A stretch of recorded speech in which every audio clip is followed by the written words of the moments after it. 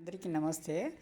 ఈరోజు terrace garden నుంచి ఉల్లిపరక అంటారు కదా, ఇది ఆనియన్ బల్బ్స్.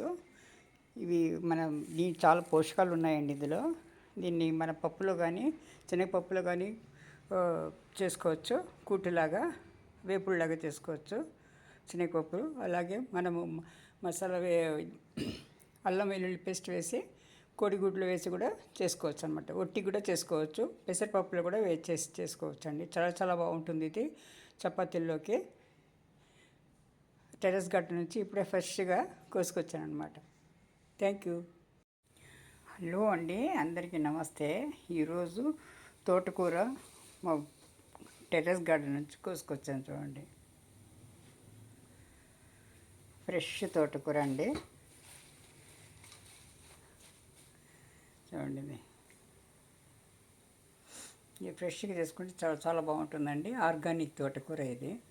అందరికీ నమస్తే అండి. ఈరోజు హార్వెస్ట్ చేసింది తోటకూర అనమాట.